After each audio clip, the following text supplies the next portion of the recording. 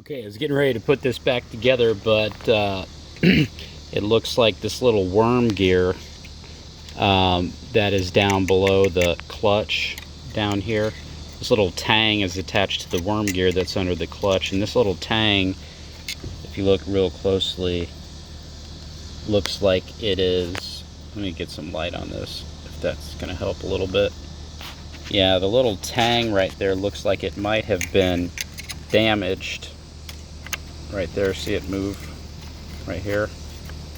It looks like it's kind of ground down a little bit and damaged, and it might be a result of the these bearings that just kind of like disintegrated, and all this plastic stuff was kind of floating around down in there, causing the old clutch drum to wobble and probably pushed that tang down that comes off of that worm gear driving the oil pump. So probably going to have to be taking the clutch off and getting to that. But the things we are replacing, this came in a kit, and that was this new drum, this C-clip,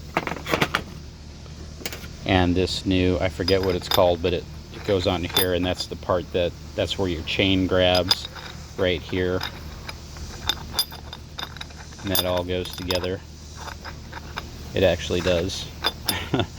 And then this plate right here goes all on there, and then down inside of there is your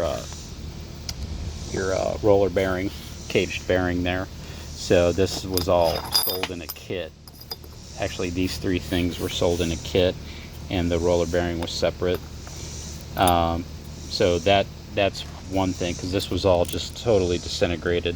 I showed you the picture of that, the old one, and here's actually part of it right here. That was part of that, and this stuff ended up being about 50 bucks. The kit and the roller bearing combined price. But now we're getting into, since that bearing failure was causing this to wobble, it looks like it detached from the notch that grabs that worm gear.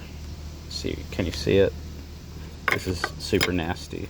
Okay, yeah, there's that notch there that goes down, and it grabs that worm gear arm right there. But if you put it in right now, it's not grabbing. It will not grab it, so it's not going to be working properly. It's not able to grab that, so I got to pull this. Actually, got to pull the clutch off to get to it,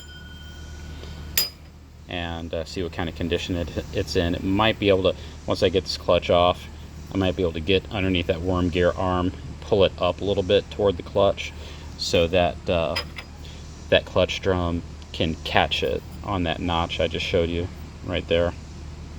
All right, so I'm going to be taking this clutch off.